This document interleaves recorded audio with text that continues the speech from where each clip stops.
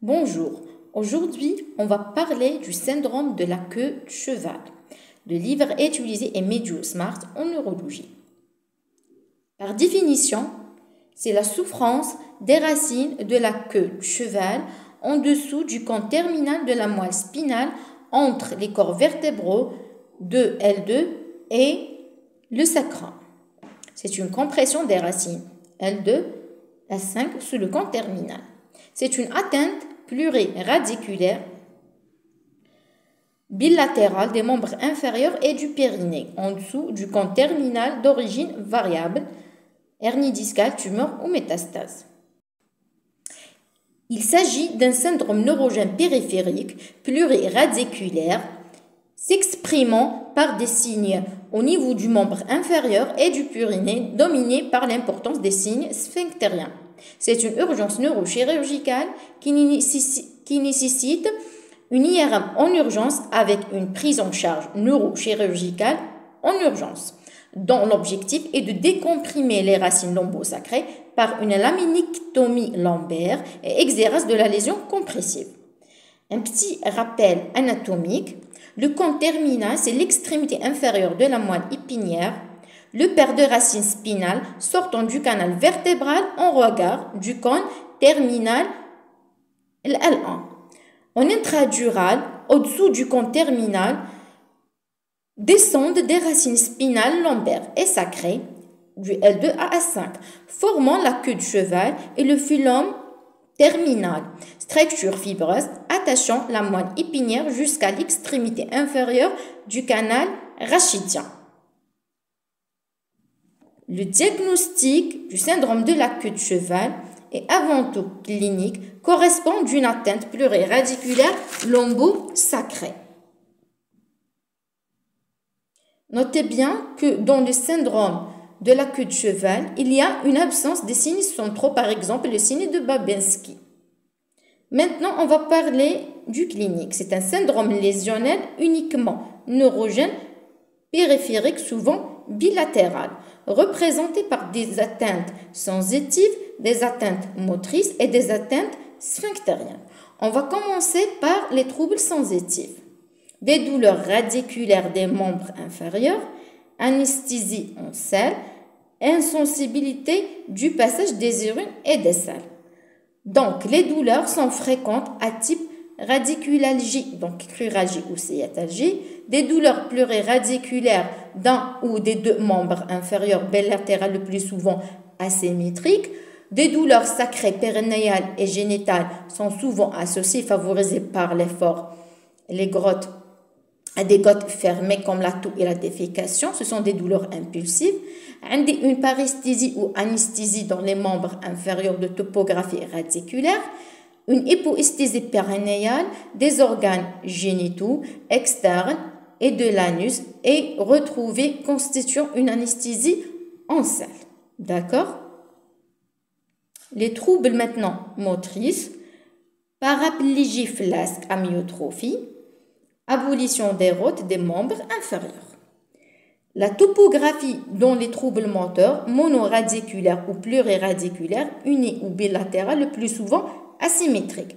Impossibilité de marcher sur les pointes, oriente vers l'atteinte du S1. L'impossibilité de marcher sur les talons, oriente vers l'atteinte du L5. L'impossibilité d'étendre la jambe sur la cuisse, oriente vers l'atteinte du L3 et L4. Ou l'impossibilité de fléchir la cuisse sur le bassin nous oriente vers l'atteinte du L1 et L2. À l'extrême, l'atteinte motrice peut aboutir à une paraplégie flasque, avec amyotrophie.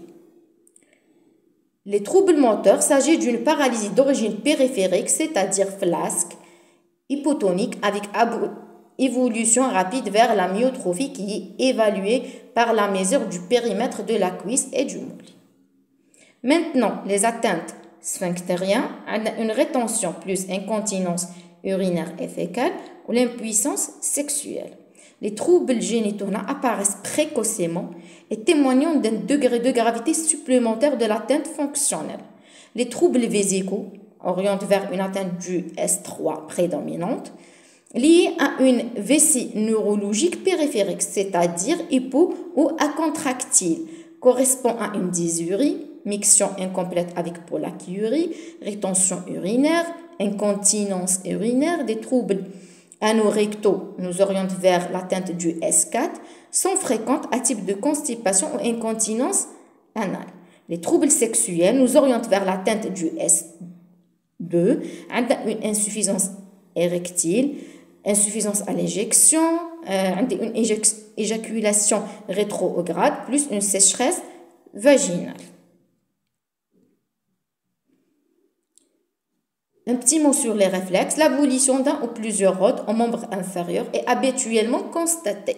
Les réflexes pérenniaux à rechercher sont les réflexes anal, bulbo ou clitorido-anal, l'étirement de la marge anale et la contraction réflexe à la toux. Les réflexes sont abolis dans ce cas.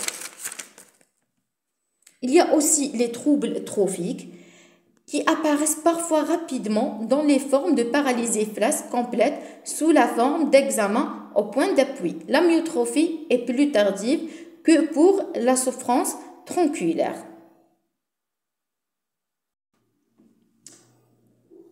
On va parler des formes cliniques de la syndrome de queue de cheval. Les formes cliniques sont classées selon le mode d'installation qui peut être progressive, rapide, aiguë, voire subaiguë.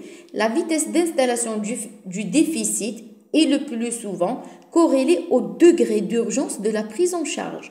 L'urgence sera d'autant plus importante que le déficit sera d'apparition rapide et intense. On a des formes en hauteur. Les formes hautes, par exemple l'atteinte du L2, L3 et L4, se présentent avec une cruralgie, déficit proximal et aréflexie rotulienne. Il y a les formes moyennes qui touchent le L5 et le S1, sont les plus fréquentes avec sciatalgie et déficit distal de type L5 ou S1, aréflexie rotulienne ou achillienne. Les formes basses du S2 à S5 à expression purement sphinctérienne, avec des douleurs périnéales, l'anesthésie en celle qui est caractéristique et les troubles sphinctériens sont liés à l'atteinte des dernières racines spinales sacrées. Les formes en largeur, formes asymétriques ou unilatérales, on a un syndrome de la queue de cheval. D'accord?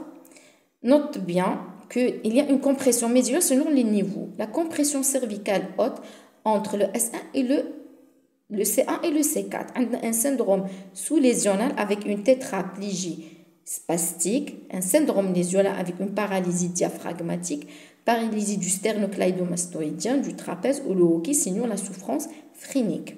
La compression cervicale basse entre le C5 et le T1 indique une paraplégie spastique et névralgie cervico-brachiale, compression entre le C8 et le T1, le signe de Claude Bernard, Horner homolatéral. La compression de la moelle dorsale indique une paraplégie, douleur en ceinture thoracique associée à une anesthésie en bande.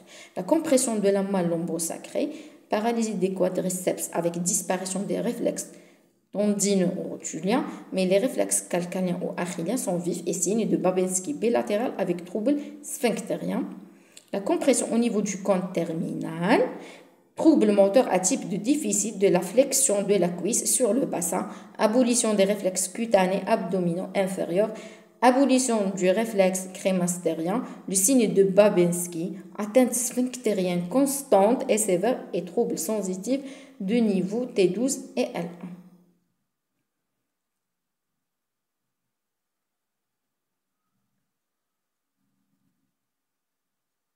Une petite définition sur les tétraplégies spastiques. C'est une paralysie des 4 membres, bras et jambes, caractérisée par une raideur musculaire excessive et involontaire.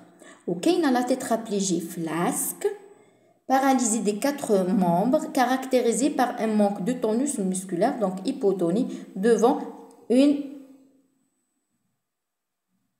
sensation de mollesse. Donc, il y a molle. Les membres molles. Les examens complémentaires devant un syndrome de la queue de cheval On a l'IRM Lambert qui est le gold standard, donc c'est l'examen de première intention. On a le TDM non contributif. Le TDM est non contributif. Maintenant, on va parler des étiologies. Les causes fréquentes, on a une hernie discale lombaire volumineuse, canal lombaire étroite en cas d'arthrose, des métastases, les épendyments et le neurinome. Les hernies discales lombaires volumineuses signent un début brutal douloureux déclenché par un effort faisant suite à des crises de lombosciatalgie. En cas d'épendymement du filon terminal, sont d'évolution plus lente mais peuvent s'accompagner d'hémorragie méningée brutale s'exprimant par une violente douleur lombaire. Le syndrome du canal lombaire étroite peut être congénital ou acquis avec des hernies discales étagées ou arthrose visualisée à l'IRM et s'exprime par une claudication radiculaire intermittente douloureuse progressive à l'effort cédant à l'arrêt de celui-ci et s'associe des paresthésies et des troubles sphinctériens pouvant aboutir à un syndrome de la queue de cheval. Les signes de gravité, c'est le début brutal, très douloureux, une paralysie asymétrique après un effort. Le diagnostic différentiel, c'est la polyradiculonévrite aiguë, le Guillain-Barré. La conduite à tenir devant un syndrome de la queue de cheval, il faut savoir que c'est une urgence neurochirurgicale et sa reconnaissance impose une IRM en urgence et une prise en charge neurochirurgicale immédiate.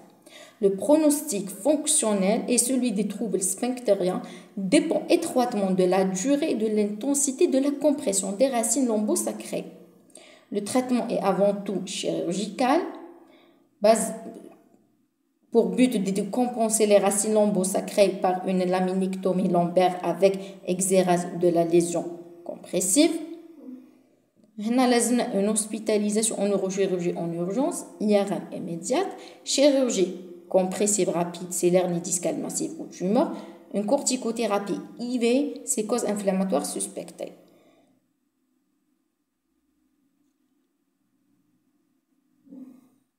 Donc, l'évaluation et la prise en charge en rééducation font partie du parcours du patient. La récupération, il faut savoir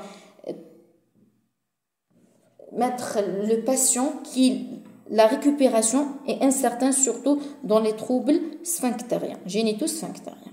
En conclusion, la compression médulaire lente et le syndrome de la queue de cheval sont des urgences neurologiques. Un diagnostic précoce et une prise en charge rapide sont essentiels pour limiter les séquelles irréversibles. L'IRM, c'est le gold standard pour l'évaluation et l'orientation thérapeutique. Le traitement étiologique adapté selon la cause sous-jacente, chirurgie, antibiothérapie et oncologie. La névralgie maintenant d'Arnold est une douleur neuropathique due à l'irritation du nerf grand occipital, se manifestant par des douleurs en décharge électrique de la nuque vers le crâne, causée par une compression médulaire supérieure. Le signe de Hoffmann est un réflexe pathologique indiquant une atteinte du faisceau cortico-spinal ou pyramidal, souvent en cas de compression médulaire cervicale ou de pathologie neurologique centrale. La différence, une compression avant le L2, c'est une compression médulaire lente. Après le L2, c'est le syndrome de la queue de cheval. Un petit mot sur la laminectomie lombaire est une intervention chirurgicale qui consiste à retirer une partie de l'os vertébral, la lame, pour agrandir le canal rachidien et soulager la pression sur la moelle épinière et les nerfs. Généralement, il est fait sous anesthésie générale.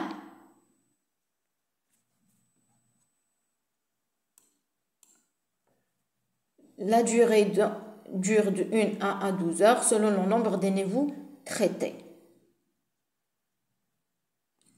Il y a aussi une rééducation après l'acte chirurgical, après environ 3 semaines après l'acte.